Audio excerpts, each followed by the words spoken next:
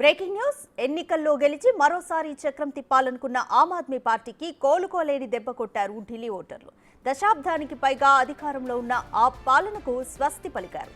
27 ఏళ్ల నిరీక్షణకు తెరదించుతూ బీజేపీ అధికారాన్ని కైవసం చేసుకుంది.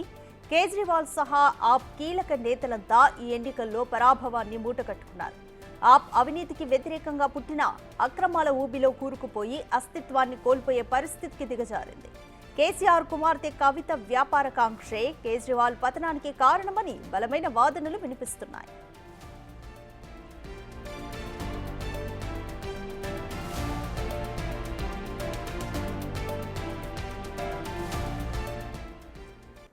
మోర్ డీటెయిల్స్ మా ప్రతినిధి శివ లైవ్ లో అందిస్తారు. శివ, ఈసారి ఢిల్లీలో ఆప్ ఓటమికి కారణాలు ఏవేవి ఉన్నాయనుకోవచ్చు? రైట్ రతిక, ఢిల్లీ అసెంబ్లీ ఎన్నికల్లో 12 ఏళ్ల ఆమ్ ఆద్మీ పార్టీ పాలనకు పులి స్టాప్ పెట్టి 27 ఏళ్ల బీజేపీ కలను సాకారం చేశారు ఢిల్లీ ప్రజలు. అయితే ఆమ్ ఆద్మీ పార్టీ అరవింద్ కేజ్రీవాల్ ఓటమికి ప్రధాన కారణం ఏంటి అనే దానిపై మాత్రం తీవ్రమైన చర్చ కొనసాగుతుంది. కర్నూలు చావుకి 1,00,000 కారణాలు అన్నట్లు అరవింద్ కేజ్రీవాల్ ఓటమికి కూడా అనేక కారణాలు ప్రధానంగా ఢిల్లీలో కనిపిస్తూ ఉన్నాయి. ఆయన పాలన విధానాలు, అవినీతి అక్రమాలు, ఇటు జల్ బోర్డ్, వక్ఫ్ బోర్డ్, అలాగే ఢిల్లీ లిక్కర్ పాలసీ, అనేక నిర్ణయాలు ఏకపక్షంగా తీసుకోవడం, అధికారులు లెక్క చేయకపోవడం, సొంత నిర్ణయాలు తీసుకోవడం, ఆ నిర్ణయాలలో అవినీతి అక్రమాలకు పాల్పడడం అనేది ప్రధానంగా తెర మీదకి వస్తుంది. దానిలో ఆయన విలాసవంతమైన భవనం 40 కోట్లకు పైగా డబ్బు వెచ్చించి ఆ ఇంటిని నిర్మాణం చేయడం, ఒక సామాన్య వ్యక్తిగా వచ్చి కోట్లకు పడగలెత్తారు అనేది ప్రధానంగా ఒక విమర్శ వినిపిస్తోంది. అయితే ఆయన ఓడిపోవడానికి ప్రధాన కారణంగా ఢిల్లీ లిక్కర్ పాలసీ స్కామ్ అనేది ఎక్కువగా తెలుస్తోంది. దానిలో 2021-22 లిక్కర్ పాలసీలో ఆమ్ ఆద్మీ పార్టీ అధినేత మాజీ సీఎం అరవింద్ కేజ్రీవాల్ అవినీతికి పాల్పడ్డారు అనేది ప్రధానంగా దర్యాప్తు సంస్థల విచారణ బట్టి వెల్లడవుతుంది. దర్యాప్తు సంస్థలు కూడా ఇవే అభియోగాలు నమోదు చేశాయి.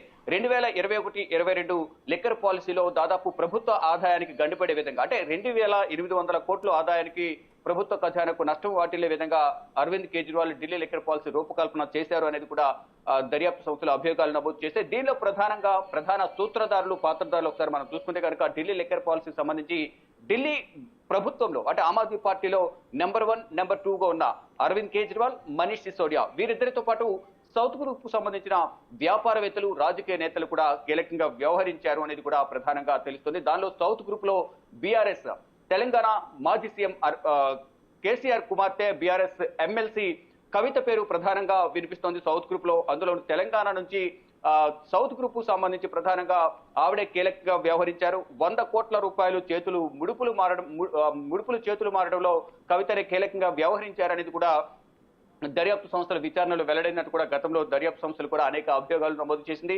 ఇటు ఢిల్లీ లిక్కర్ పాలసీలో కవితను కూడా 2022 డిసెంబర్ 11న కవితను మొదట సిబిఐ విచారించింది.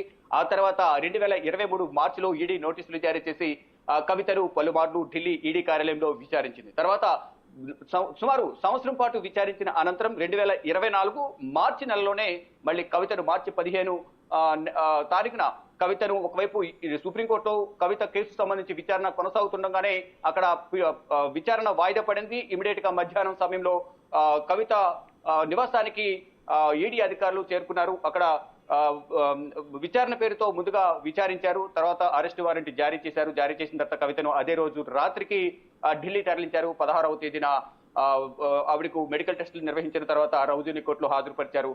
ఈడీ అధికారులకు 5 రోజుల పాటు రౌజీని కోర్టు న్యాయమూర్తి విచారణకు అంటే కస్టడీకి అనుమతి ఇచ్చారు. 5 రోజుల విచారణ తర్వాత మళ్ళా కవితను యథావిధిగా మళ్ళా కస్టడీ పొడిగించాలని కోరిన నేపథ్యంలో మళ్ళా కవితను విచారించారు. అలా ఈడీ, సిబిఐ కవితను అదుపులో తీసుకుని విచారించి తిహార్ జైలుకు తరలించారు. అయితే ఢిల్లీ లిక్కర్ పాలసీలో కవిత కీలకంగా వ్యవహరించారు. అసలు ఢిల్లీ లిక్కర్ పాలసీ రూపకల్పనలో కవిత ఇన్వాల్వ్ అయి అరవింద్ కేజ్రీవాల్ ప్రభుత్వంలో మీడియా కోఆర్డినేటర్ ఉన్న విజయ్ నాయర్ తో పలుమార్లు సమావేశమై ఈ లిక్కర్ పాలసీ డ్రాఫ్ట్ రూపకల్పన ఏ విధంగా ఉంది ఒకసారి నాకు పంపించండి, లేదా నేరుగా కలుద్దామని ఢిల్లీలో, ఇటు హైదరాబాద్ లో కూడా హోటల్స్ లో పలుమార్లు కవిత విజయ్ నాయర్ తో కలిసి ఆ ఢిల్లీ లిక్కర్ పాలసీ డ్రాఫ్ట్ రూపకల్పనలో కొన్ని మార్పులు చేర్పులు చేసి తనకు అనుకూలంగా మార్చుకున్నారు అనేది కూడా ఒక ఆరోపణ, ఒక అభియోగం కూడా గతంలో దర్యాప్తు సంస్థలు అభియోగాలు నమోదు చేశాయి. దానికి సంబంధించిన ఈడీ, సిబిఐ ఛార్జ్ షీట్లు కూడా దాఖలు చేశాయి. అయితే కవితనే కీలకంగా వ్యవహరించారు. ఇటు సౌత్ గ్రూప్ కు సంబంధించి 100 కోట్ల చేతులు ముడుపులు మారడం, ఆ 100 కోట్లను ఆమ్ ఆద్మీ పార్టీకి ఇచ్చిన నేపథ్యంలో ఆమ్ ఆద్మీ పార్టీ ఆ 100 కోట్లను గోవాలో ఎన్నికల్లో వినియోగించింది అనేది కూడా పూర్తి ఆధారాలతో గతంలో ఈడీ అలాగే సిబిఐ దర్యాప్తు సంస్థలు ఛార్జ్ షీట్ లో ఇవన్నీ కూడా అభియోగాలను నమోదు చేశారు. ఢిల్లీ లిక్కర్ పాలసీ ఏ విధంగా మొదలైంది, ఎవరెవరు దీంట్లో ఇన్వాల్వ్ అయి ఉన్నారు, ఎంత ఏ కంపెనీకి ఎంత పర్సెంటేజ్ ఢిల్లీ లిక్కర్ పాలసీ సంబంధించి జోన్లను కేటాయించారు, జోన్లను కేటాయించడం ద్వారా ప్రభుత్వానికి ఎంత ఆదాయం వచ్చింది, అంటే ప్రభుత్వానికి మీన్స్ ఆమ్ ఆద్మీ పార్టీకి ఎంత ఆదాయం వచ్చింది, దీనివల్ల ప్రభుత్వ ఆదాయానికి ఎంత గండిపడింది అనేది కూడా గతంలో దర్యాప్తు సంస్థలు కూడా అనేక అభియోగాలు నమోదు చేస్తాయి. దానిలో భాగంగానే సౌత్ గ్రూప్ కు సంబంధించి మొదట అంటే ఇటు నార్త్ గ్రూప్ లో మనీష్ సిసోడియా అనుచరుడు దినేష్ అరోరాను మొదట ఢిల్లీ లిక్కర్ పాలసీ సంబంధించి అదుపులోకి తీసుకున్నారు. అదుపులోకి తీసుకున్న తర్వాత అతను అప్రూవర్ గా మారి మొత్తం ఈ ఢిల్లీ లిక్కర్ పాలసీలు ఎవరెవరు ఇన్వాల్వ్ అయి ఉన్నారు, ఎవరి హస్తం ఏంటి, ఎవరు సూత్రధారులు, ఎవరు పాత్రధారులు అనే దానిపై మాత్రం దినేష్ అరోరా అప్రూవర్ గా మారిన తర్వాత రౌతని కోర్టులో ఎంకే నాగ్పాల్ న్యాయమూర్తిగా ఉన్న సందర్భంలో ఆయన మొత్తం అంతా రికార్డ్ చేశారు. తర్వాత ఇటు సౌత్ గ్రూప్ కు సంబంధించి అభిషేక్ బోయిన్పల్లిని అలాగే విజయ్ నాయర్ను అదుపులోకి తీసుకున్నారు నార్త్ గ్రూప్ కు సంబంధించి. ఇంకా అభిషేక్ బోయిన్పల్లి ఇచ్చిన సమాచారం మేరకు అరవింద్ ఫార్మాకు సంబంధించిన శరత్ చంద్రారెడ్డి, వినయ్ బాబు వీరిద్దరిని అదుపులోకి తీసుకున్నారు. తర్వాత అరుణ్ రామచంద్రపల్లి ఇచ్చిన సమాచారం మేరకు కవితను అదుపులోకి తీసుకుని ఈడీ అలాగే సిబిఐ విచారణ జరిపింది. అసలు ఈ 2021-22 ఢిల్లీ లిక్కర్ పాలసీ ఏ విధంగా వెలుగులోకి వచ్చింది? 2021 ఫిబ్రవరి నెలలో ఈ ఢిల్లీ లిక్కర్ పాలసీ రూపకల్పనకు సంబంధించి ముందుగా ఢిల్లీ ఎక్సైజ్ కమిషనర్ ఆధ్వర్యంలో 3 సభ్యులతో ఒక కమిటీని ఢిల్లీ ప్రభుత్వం ఏర్పాటు చేసింది, అరవింద్ కేజ్రీవాల్ ప్రభుత్వం.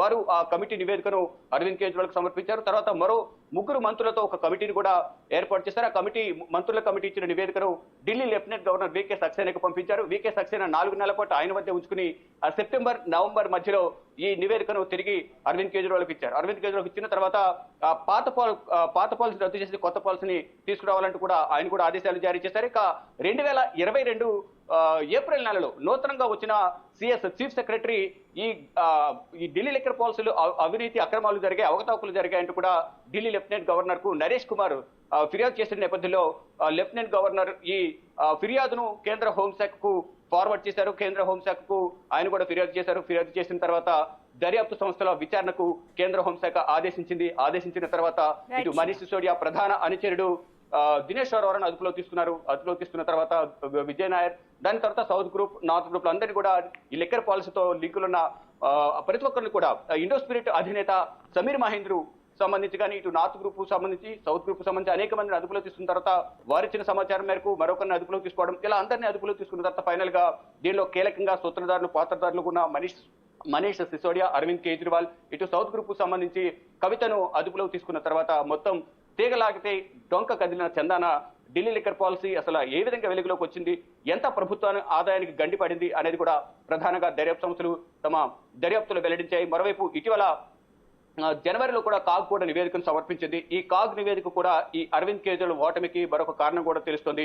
మొత్తం 2000 కోట్లకు పైగా నష్టం వాటిల్లే విధంగా అరవింద్ కేజ్రీవాల్ ఈ ఢిల్లీ లిక్కర్ పాలసీ రూపకల్పన చేశారు. కానీ ఆయన చెప్పింది ఒకటే, అంటే ఈ లిక్కర్ పాలసీ అదుపులో అమల్లోకి తీసుకురావడం వల్ల ప్రభుత్వానికి ఆదాయం పెరుగుతుంది, దాదాపు 9500 కోట్ల ఆదాయం వస్తుందని ఆయన చెప్తున్నారు. కానీ ఇక్కడ నష్టం వాటిల్లింది అనేది దర్యాప్తు సంస్థలు అభియోగాలు నమోదు చేస్తున్నాయి. ఇక ఈ ఢిల్లీ లిక్కర్ పాలసీలో ఈ అవినీతి మరక అంటడానికి అరవింద్ కేజ్రీవాల్కు కవిత కూడా కీలకంగా ఉన్నారు అనేది ఒక అభియోగం అయితే నమోదవుతుంది. మొత్తంగా చూసుకుంటే ఇంతకుముందు చెప్పినట్లుగా కర్నూలు చావుకి 1,00,000 కారణాలు అన్నట్లుగా అరవింద్ కేజ్రీవాల్ ఓటమికి కూడా అనేక కారణాలు ఉన్నాయి. దానిలో ప్రధానమైనది ఢిల్లీ లిక్కర్ పాలసీ, అందులోనూ కవిత దీంట్లో ఇన్వాల్వ్ అవడంతోనే ఇదంతా కూడా వెలుగులోకి వచ్చిందనేది కూడా ప్రధానంగా రాజకీయ విశ్లేషకులు చెబుతూ ఉన్నారు.